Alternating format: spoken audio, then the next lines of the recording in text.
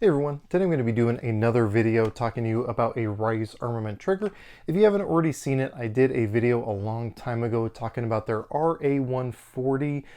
Today we're going to be talking about their 535, which is on the top end of their trigger spectrum.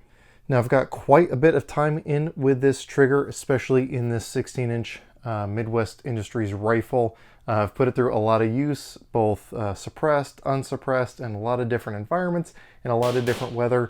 And at this point, I think it's long overdue for me to finally tell you my opinions on it. So before we get too deep into it, I do want to say Rise Armament did give me this trigger for free in order to do a review on it. This was many moons ago. I'm sure they probably forgot about it by now. But they did provide it to me, and I think that's worth you knowing. That being said, I've got well over 1,000 rounds with this trigger alone, mostly in this rifle here. So hopefully you'll be getting what is, in my opinion, my genuine opinion. Obviously that's something left up to you and why I think it's worth you knowing that I didn't pay for it. But with that disclosure out of the way, let's go ahead and jump into it. So what is the RA-535? So as I mentioned earlier, this is in their line of single stage triggers. For those of you who may not be familiar with single stage versus two stage, basically what that means is this is a very short movement, light trigger. Let's just go ahead and take care of what exactly that means right out the gate here. So pull the mag out, make sure we're empty, and we'll go ahead and come in a little bit closer to camera here. So with a single stage trigger, we're going to do this lefty so you can better see this here.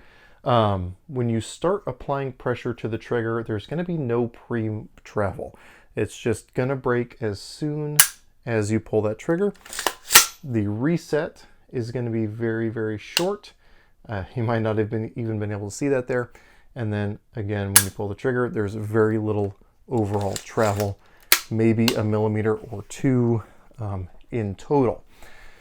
So that's kind of what we're talking about by single stage trigger. And this is a tub style drop-in trigger, meaning it doesn't use the standard springs and pins that you would typically use with a mil-spec trigger. This is all a self-contained unit, and you have to use anti-walk pins, which are included with these triggers, which is a very nice thing.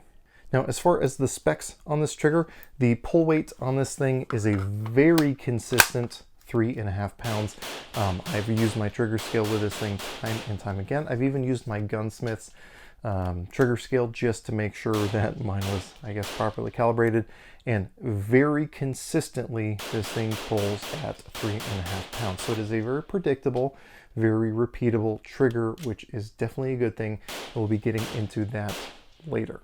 Now, you're probably wondering, if you're familiar with the Rise Armament triggers, what makes the 535 different than, say, the 140 or the 434, especially what makes it, quite a bit more money than those other triggers. And in my honest, genuine opinion, I don't think there's an enormous amount of difference whether we're talking about the 140, the 434, or the 535. A lot of it's going to come down to what your preference is as far as the trigger shoot. Now, there might be some very minute differences in the creep of the trigger, i.e. how much travel there is right up until the point it breaks, how much overall travel there is, but the pull weight is going to be the same across all of them. It's just this one, and we're talking ever so slightly, is more crisp than the others, has a little bit more clean break, and doesn't have as much of that creep. So, is it worth more than the others is something we might be able to touch on later, but it's not a ton different in my own subjective opinion compared to the other triggers I've used from Rise Armament. So what are the benefits of this RA-535? So there's a couple things that are beneficial just in general when we're talking about single stage triggers. When we're talking about a lighter overall pull weight, i.e. 3.5 pounds, and a shorter overall trigger movement, there's a couple concrete things that actually do come from that. So first of all, if you are talking about shooting as fast as you possibly can, having shorter overall travel is going to aid in those faster split times, i.e. the time between shots. When you're finger doesn't have to move as far, it's a lot easy to get those rounds off quickly. And I can say from personal experience, this trigger is the closest I'll probably ever get to Jerry Miculek. Still a long ways off, but I can shoot this thing very, very quickly. So much so that there was a time when I was out at the range that I previously filmed at before the one I'm at now. And after I was done shooting that day, I was on one of the members' ranges. I came back and I was in the clubhouse, and one of the RSOs over there, who I'm friends with and is a really good guy, really supportive of the channel, he asked me, he's like, "Hey man, look, I want you to be honest with me. You're not in trouble or anything, but were you shooting a full auto?" Because at the time, the range, well, currently, but at the range I was at, you were not allowed to shoot full auto guns. And he asked me very honestly, were you shooting a full auto gun? Basically, you can't do that, but we'll keep it between us. I explained no, I was just shooting this trigger, but it did make me feel pretty good, and was pretty good validation that this trigger is pretty stinking fast.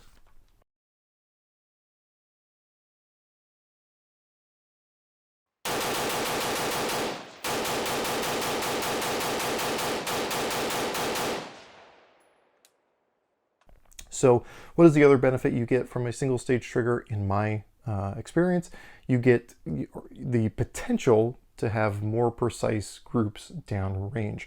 So for those people who don't have good trigger control and have a tendency to jerk the trigger, if you don't have those fundamentals down, as you apply pressure to that trigger, you can pull it from one side to the other. You can kind of pull it off target.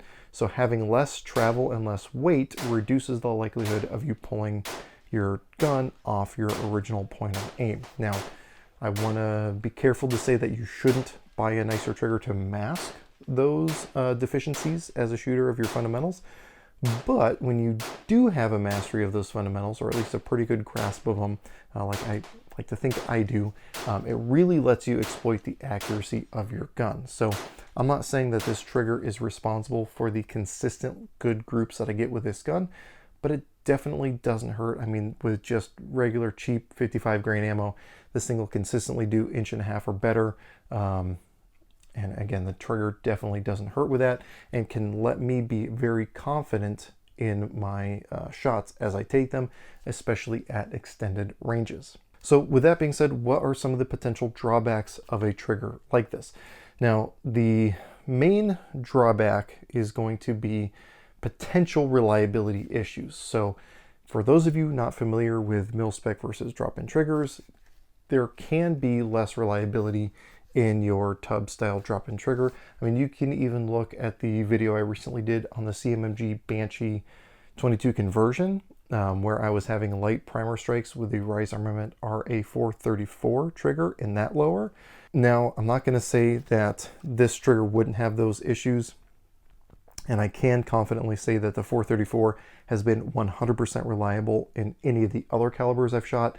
It was kind of pressed into a weird roll, but with a reduced weight hammer spring, which is typically done to reduce the trigger pull weight, you do potentially give up a little bit of your reliability. Also, with a completely self-contained unit, if there's any parts breakages in that trigger group, the whole trigger group is shot, and you either have to send it in the manufacturer, replace it, etc. Whereas with a mil-spec trigger, you get your standard full strength hammer spring, which is going to ensure positive primer strikes. And also, if you do have a parts breakage, because each component is separate, it's much easier to repair and replace those parts. But with that being said, I want to say a little bit about my experience with this trigger. So one of the first real tests of this trigger was taking a precision rifle class hosted by Spartan Training Concepts, and I've got a dedicated review of that class. If you guys want to watch that video, if you haven't already, I would definitely encourage you to do that once this one is over. But it kind of goes into my experience with this rifle overall. But one of the things that happened during the class is I shot predominantly suppressed. Now, for those of you not familiar with shooting suppressed, when you're shooting suppressed, you introduce a lot more gas back into your receiver than would typically be there, so it really accelerates how dirty things get on an AR-15. And after taking the class, After 300 or 400 rounds completely suppressed, I was working at the gun store at Mazama Sporting Goods in Eugene, Oregon, where I work, and I was showing a customer my gun. We're going over some of the components I have, and I went to actuate my safety, and my safety was completely locked up. I could not actuate my safety. Now, it's just a standard mil-spec safety that's still in this thing, but I could not go from safe to fire with the safety. It was still in fire and couldn't get it to move. It was completely carbon locked from all that gas coming back from the suppressor. However, the trigger still worked no problem. I was still able to cycle the action, pull the trigger, cycle the action, pull the trigger, cycle the action, pull the trigger. Trigger was 100% operable when the safety was completely carbon locked. And that was kind of my tipping point for understanding the reliability of this trigger. So I guess to kind of wrap that up in a bow, when you have big moving components like a safety that get completely seized up from carbon buildup, but the delicate little springs and everything in the trigger don't get locked up, to me that really emphasized how good of a trigger this is. Now, this is only a sample of one, so I'm gonna, as I will at the end of the video, encourage people who have experience with this trigger to let me know what your experience has been down in the comments below, so that we're getting at least a slightly larger sample size than just the one I'm testing here. But the reliability that I've experienced with this one has been excellent and was genuinely impressive.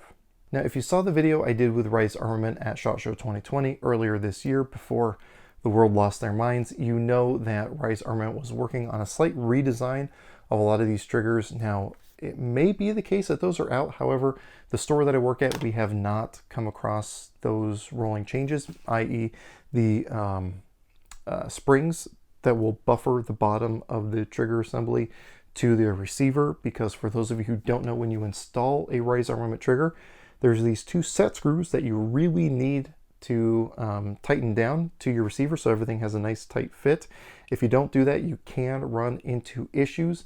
However, because of the frequency of people who don't read instructions installing their trigger wrong, they did try to introduce those springs. I haven't seen any hitting the streets yet. However, hopefully that is a change that's coming. If you get a trigger that doesn't have it, again, it's not the end of the world. You just have to tighten the set screws with the included Allen key, and it's not a big deal. But I just wanted to say that that is a thing that's coming. So depending on when you're seeing this video, you might have the style like this one with the set screws, or you might have one with a spring. Either way, as long as you follow the instructions, you're going to be good to go.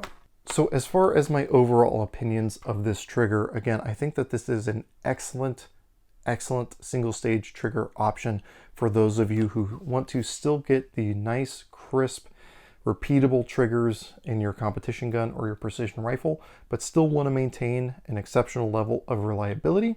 Now, is this thing twice as good as, say, a 140 or 434 from Rise Armament? I can't really say that for you. Ideally, you have a shop like we have where you can kind of test each one side by side. I can say that the 535 is noticeably better than the 140 or the 434, and I do prefer the trigger feel of this one better than those other two. But whether or not it's twice as good for the money is going to be kind of a judgment call for you. If you were to ask me, I would say if you're already spending the money on a really nice trigger, spring for the 535. If you just want an improvement over a mil-spec and you're not ready to drop a whole lot of money on a trigger, the 140 or even the 434 are definitely good options. But again, the bulk of my experience has been with this 535 here. So if you have any questions, comments, or concerns, go ahead and throw those in the comment section down below. I'll try to get back to you as quick as I can. Again, if you have experience with the Rise Armament triggers, especially this 535, definitely let me know what your experience has been. What has your reliability been? What has your performance been? What kind of guns are you testing them in? Are you running them on PCCs and all that? Because that's all going to add to the information that prospective buyers might want to know before taking the leap and spending a bunch of money on a trigger. So I do want to say thanks to Rise Armament for letting me try out one of these triggers to do a review for you. I also want to say thanks to my patrons for making a video like this one possible. While Rise Armament did provide the trigger, the support I get over on Patreon definitely lets me get out to the range more often and lets me justify the ammo to be able to do reviews like this one. And while I'm on the thanks train, I want to say, or at least lead you guys over to my buddy James over at Factory 47. He's doing some really cool AK related shirts, which I know doesn't really fit in with this, but I'm wearing the shirt, so I might as well shout it out. He didn't, sponsor this video or anything. I just really like what he's doing over there. Has some really cool shirt designs. So again, AK folks, I think you'll get a kick out of what he's got going on over there. But anyway, with all that being said, as always, I hope you got something out of this video, and I really appreciate you watching.